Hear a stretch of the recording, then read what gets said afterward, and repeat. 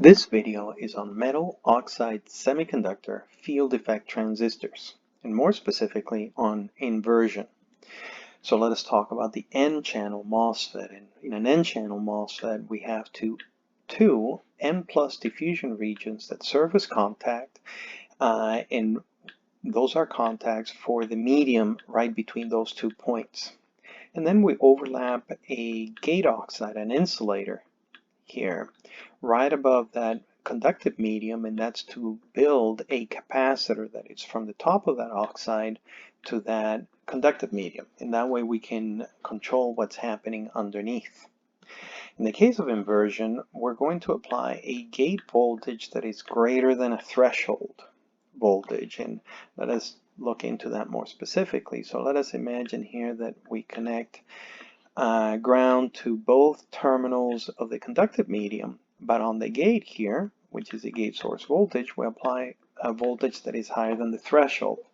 So two things are going to happen. The first thing is, remember that this device is in a p-type region here.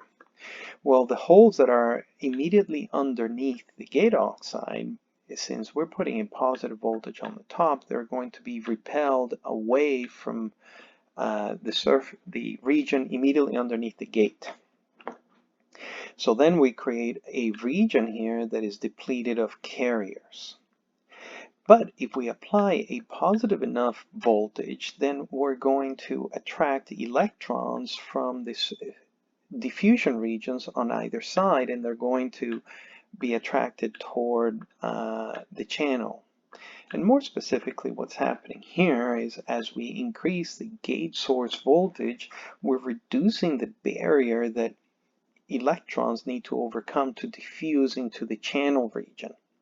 Diffusing it so much that those charge carriers diffuse into the channel, and they establish a medium here that is pretty much N-type. So what we've done here is that we've inverted a channel. Remember, this used to be P, and now this region here has become N-type, so it has been inverted. And as an N-type region here, this is just a resistor. So if we look at that resistance, well, that resistance is going to increase with the distance between the contact points, so that's the length of the device. It's going to decrease with the width of the device, basically how much into the screen this device extends, because we have current flowing all across that plane. So the wider the device, the lower the resistance. And also we have conductivity, and we have three terms that determine conductivity. One is the mobility of electrons, the ease with which electrons move.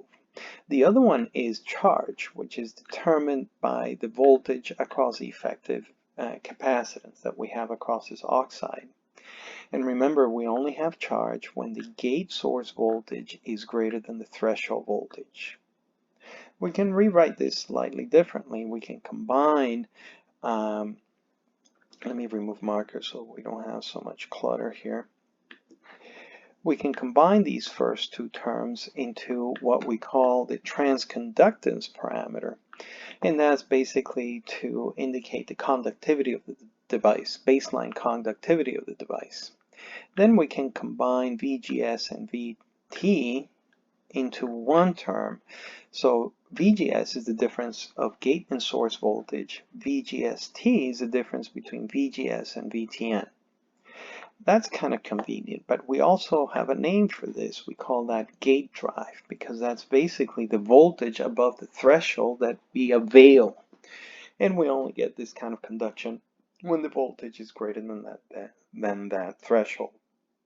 We can take this one step further, and we can combine these two terms, the baseline conductivity, and define what we call sheet resistance for the device.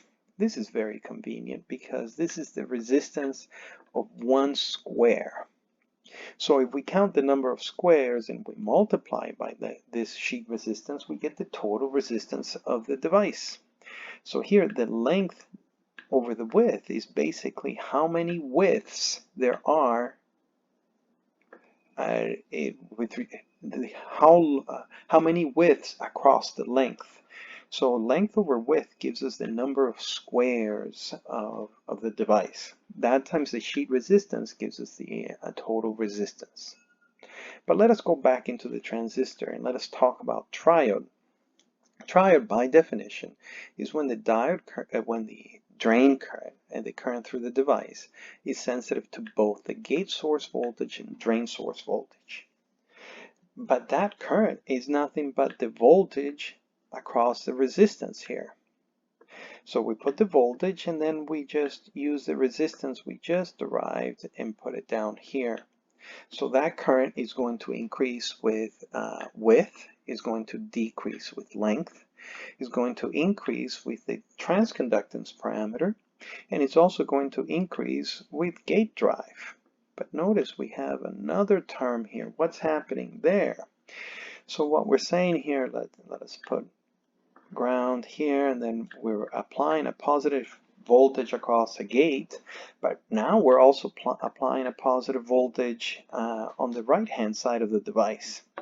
So if we look at the voltage across the oxide, all the way on the right is the gate source voltage minus the voltage on the right. Now that's still greater than the threshold voltage, so we still have some charge here, but it's less than the voltage across the oxide on the left hand side, so we have less charges on the right than we do on the left. So basically we're reducing the charge, we're increasing the resistance, or in other words, decreasing the current. So this right here is a correction factor. It's basically decreasing the effective current, and it's decreasing it because we're increasing the resistance on the basically the right half of the channel. So this is the triode current here. So what about saturation? That's when the drain current is not a function of the drain source voltage. But well, let us consider this. Let us take that. Again, we're going to ground the left-hand side. We're going to put a positive voltage at the gate. And now we're going to put what we call VDS sat voltage at the drain. And that voltage is the voltage that is needed such that the voltage across the oxide on the right-hand side is just equal to the threshold voltage. So VGS minus VDS is just equal to the threshold voltage, which means that the charge at this point is 0. So basically we pinched the channel. So that pinch level is basically the VDS voltage needed to make this happen. So we solve for that. VDS is nothing but VGS minus VTN. So VDS sat is gate drive. So if we take the device, again, we ground the terminal all the way on the left. We put a positive voltage at the gate, and now the drain voltage, or rather the terminal on the right, is greater than the saturation voltage. We're saying that the voltage here at the edge on the right, the voltage across the oxide, is less than the threshold voltage, so there's no charge there. So suppose we put 5 volts here and we put 0 volts on the left. Well, as we go from right to left, we get a lower voltage on the left, and at some point is going to become the voltage needed such that the device has no charge. Basically, the voltage across the oxide then becomes effectively 0. And that's where we get the VDS sat here, because that voltage across the oxide is such that there is no charge. And as we continue going to the left, then we get more and more voltage across the oxide, and we get more and more charge beneath the channel. So what does this mean? So when we look at current here, now I'm going to remove all my markers so that we can declutter the screen. When we look at the current going through the device, it's going to be the voltage across the channel divided by the channel resistance. But look here, now the channel is only this much. So it's the voltage across that channel divided by the resistance, and the voltage across that channel is just VDS sat. And the resistance is again the channel resistance. So now we can just substitute things in from the previous expression. So we have VDS sat for VDS. It increases with the width. It decreases with longer lengths. But now one thing that I will note here, and I want to remove markers again to declutter the screen, is that the effective channel length is actually shorter than the physical length. So that's why I change variables here. Now here we need to put the effective channel length, not the actual distance between the contact points. But we continue going with the rest of the expression. We still have the transconductance parameter. We have gate drive.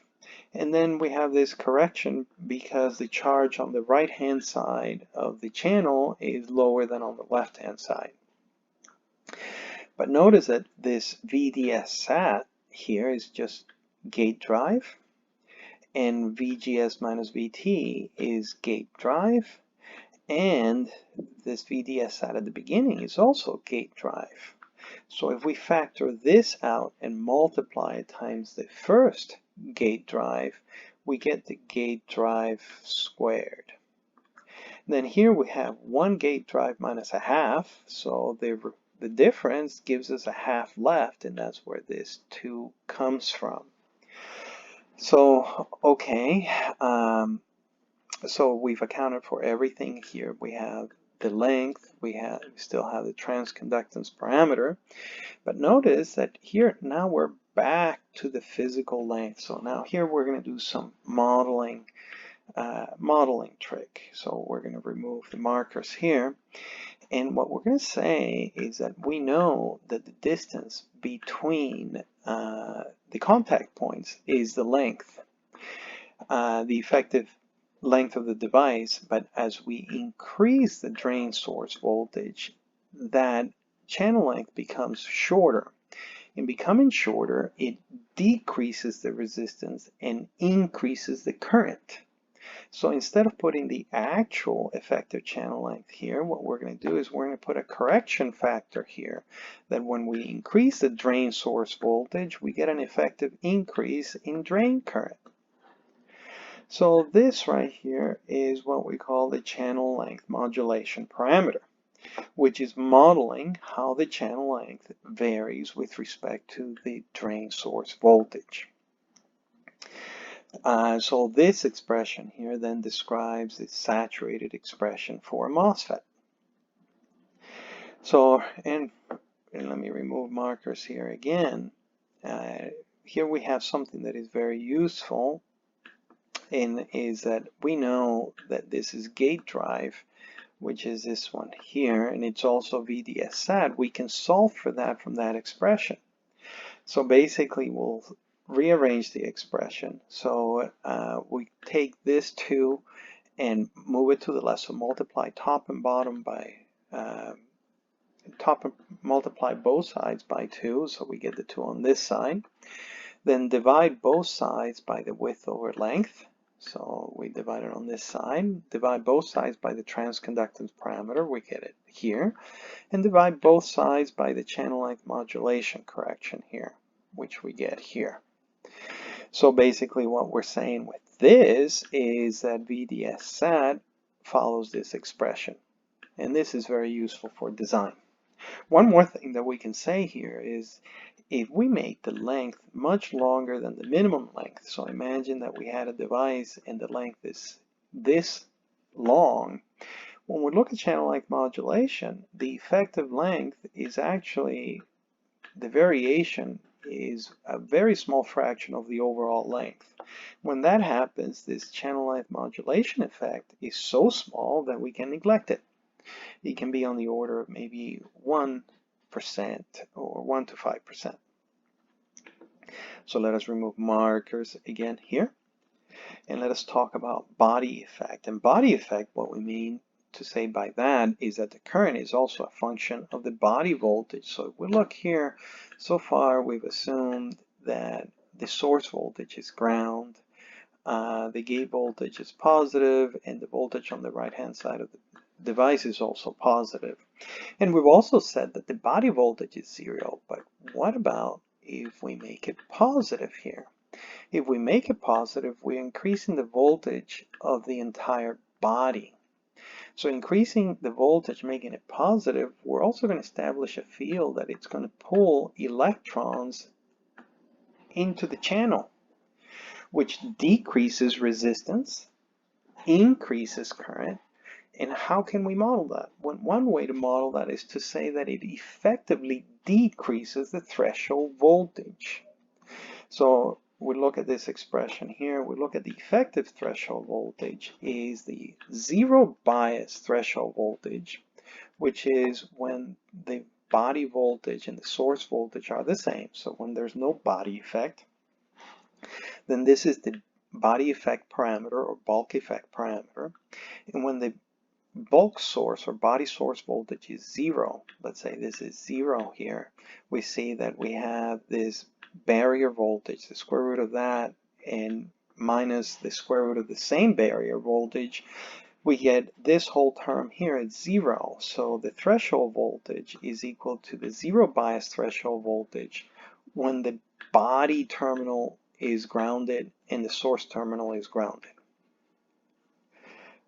But when the body terminal is not grounded and it's higher than the source voltage, then that's what we see here. It's when this is a positive voltage, then this whole term here is less than this one. That means that this whole correction is negative, so the effective threshold voltage is lower than the zero bias threshold voltage when we apply a positive voltage to the body. When we apply a negative voltage, the opposite happens. And this becomes a positive term, and the effective threshold voltage is greater than the zero bias threshold voltage. Let us remove markers here to declutter the screen. And this is the resulting IV curve. So on the x-axis, we have drain source voltage. On the y-axis, we have the current. So when the drain source voltage is greater than the saturation level, what we see is that the drain current is largely insensitive to drain source voltage.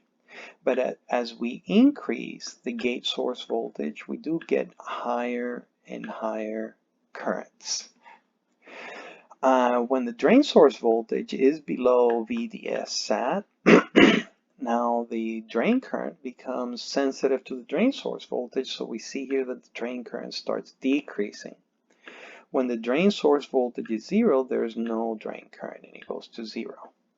One interesting thing about this device is that it's very symmetrical. So if instead of grounding the left terminal, we ground the right terminal and we put a positive voltage on the gate and on the left terminal, everything happens as just described, but in the opposite direction. So now we have electrons going to the left.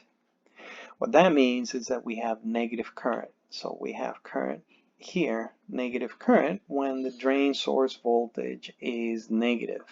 So everything that happens on the first quadrant also happens on the third quadrant. So the third quadrant is basically a mirrored reflection of the first quadrant. And all that is a device working in exactly the same way, but in the opposite direction.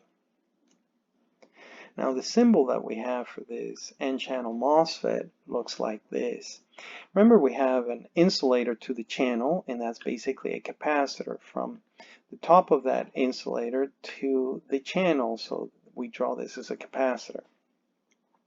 Then we have electrons that are going from the source to the drain, and we call the bottom terminal the source because it's the one that is sourcing all the electrons. The top terminal, we call it the drain because it's the one that is draining all the electrons. So to indicate which one is the source, we put an arrow on the side of the device that is the source. But now we're to indicate the direction of current flow. Since electrons are going up, that means current is actually coming down. So the direction of that arrow is pointing out from the device. So the arrow is on the source and pointing out. And we also know that we have a body terminal here, and that's the terminal is underneath. And here on the left is the gate terminal. So this is the symbol for the N-channel MOSFET. I hope this was helpful. Thanks for watching.